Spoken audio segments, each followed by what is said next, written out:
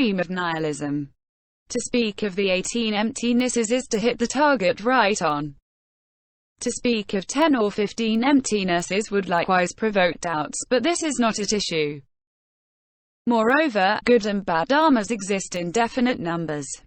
There are 4 foundations of mindfulness, 4 right efforts, 37 auxiliaries to enlightenment, 10 powers, 4 fearlessnesses, 4 unhindered knowledges, 18 special attributes, 5 aggregates, 12 bases of consciousness, 18 elements, 12 causes, 3 poisons, 3 bonds, 4 torrents, 5 obstacles, etc. Therefore dharmas exist in definite numbers. It is by means of 18 sorts of dharmas that one destroys the tendencies towards them. This is why 18 emptiness is opposed. Relationship between the perfection of wisdom and the 18 emptinesses. Question.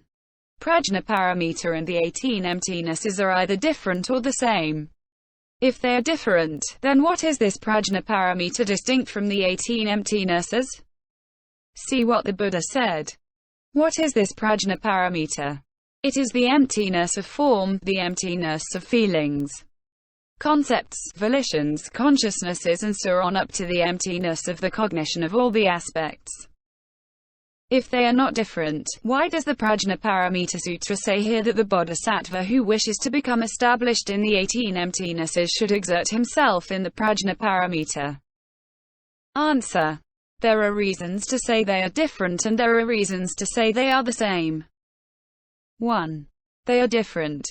The Prajna Paramita, called the true nature of dharmas, stops all consideration about dharmas. The 18 emptinesses are 18 ways of considering dharmas as empty. By exerting himself in the true nature of dharmas, the bodhisattva produces these 18 kinds of emptiness. Therefore Prajna Paramita and the 18 emptinesses are different. 2. They are the same. The 18 emptiness is an empty and unreal. Prajna Paramita also is empty and unreal. The 18 emptinesses are the rejection of characteristics. Prajna Paramita also is the rejection of characteristics. The 18 emptinesses are not attached to any characteristic. Prajna Paramita also is not attached to any characteristic. Consequently, to exert oneself in the Prajna Paramita is to exert oneself in the 18 emptinesses. There is no difference. Prajna Paramita has 2 parts, the lesser and the greater. The person who wants to attain the greater should first exert himself in the lesser, namely the gate of means. To attain the greater prajna, it is necessary to practice the 18 emptinesses, and it is by first staying in the lesser prajna, namely the gate of means, that the 18 emptinesses are acquired. What is this gate of means? It is learning, reciting, retaining, studying and textually applying the Prajna Paramita Sutra. Just as a man who wants to find all kinds of fine jewels must go to the great ocean, so the person who wants to acquire these jewels of the prajna, which are the concentrations on inner emptiness, etc., must go to the great ocean of the Prajna Paramita by reading the texts dedicated to it. 4. The first 3 emptinesses and the 4 foundations of mindfulness. Question. Why does the yogin who is exerting himself in the Prajna Paramita first stay in the emptiness of inner dharmas, the emptiness of outer dharmas and the emptiness of inner and outer dharmas? Answer. There are 4 mistakes in the world. 1. The mistake of taking that which is impure to be pure. 2. The mistake of taking that which is suffering to be happy. 3. The mistake of taking that which is impermanent to be permanent. 4.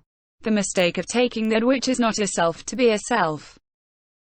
In order to destroy the 4 mistakes, the yogin cultivates the 12 considerations inherent in the 4 foundations of mindfulness. Consideration 1-3 coming under Kaya Smrtyupasthana. A. First he considers his own body, the inner body, consisting of 36 elements, full of impurities that flow out of the 9 holes. It is very disgusting and void of any pure character. This absence of pure character is called emptiness of inner dharmas. B. Knowing the impurity of the inner body, the yogi next considers another's body, the outer body, which is, for him, an object of attachment. But here it is the same thing. The two bodies are really impure. Foolish worldly people, fanatical and disturbed, in whom desire has covered their minds, claim that this body is pure. But when I consider the beauty that I love, it is exactly the same as my own body. This absence of pure nature in another's body is the emptiness of outer dharmas. C. When the yogin was considering the impurity of his own body, it happened that he said that another's body is beautiful, and when he was considering the body of another, it happened that he said that his own body was pure. Now he considers both the inner body and the outer body, and he notices, my own body is impure and that of another is impure also. The body of another and mine are quite alike. They are no different.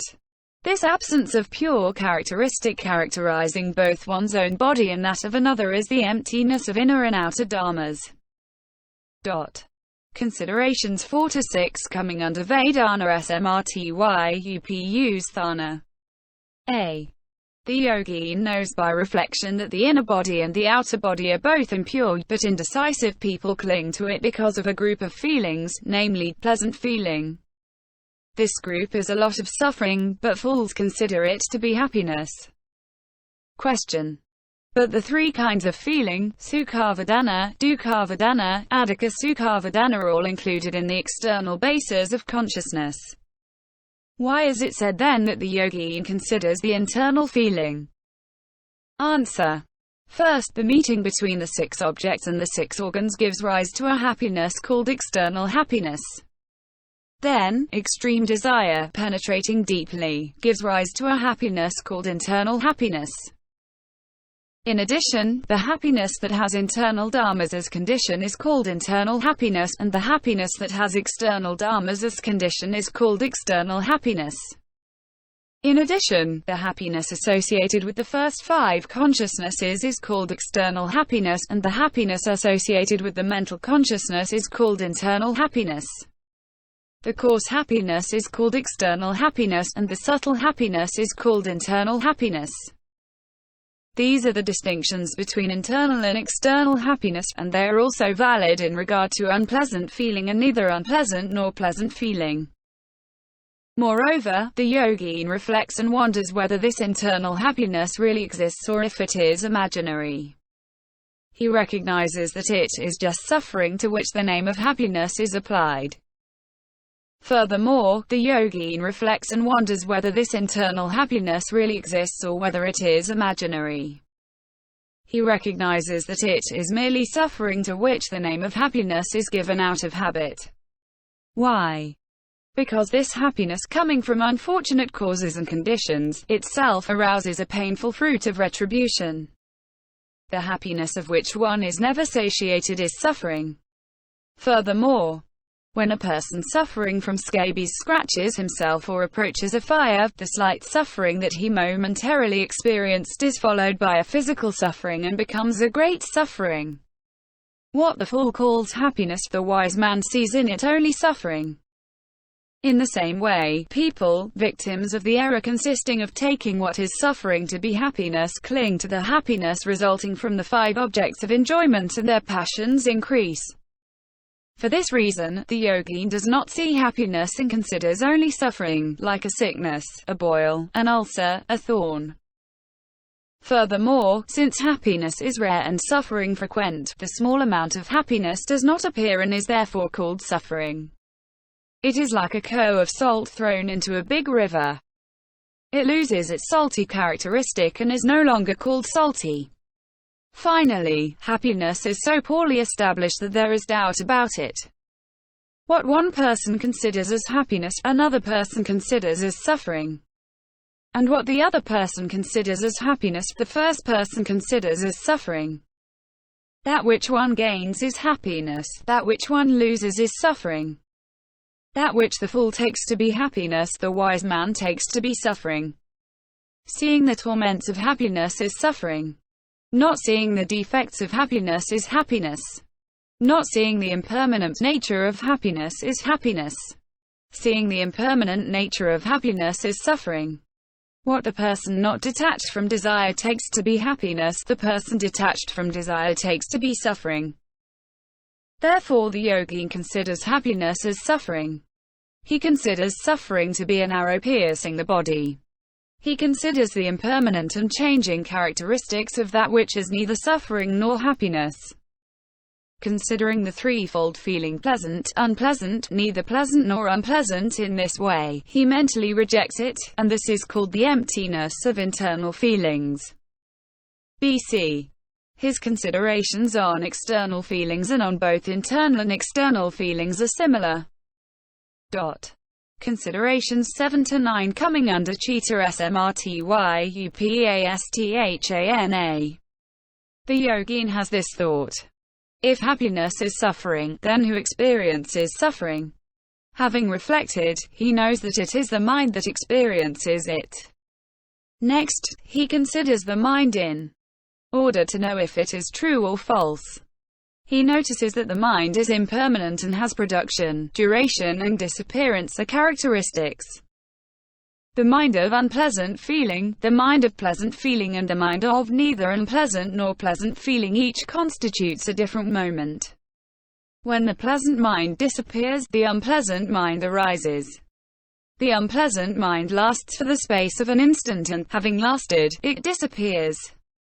Next, there arises a neither unpleasant nor pleasant mind. This neither unpleasant nor pleasant mind lasts for the space of an instant and, having lasted, it disappears. When it has disappeared, there arises again a pleasant mind.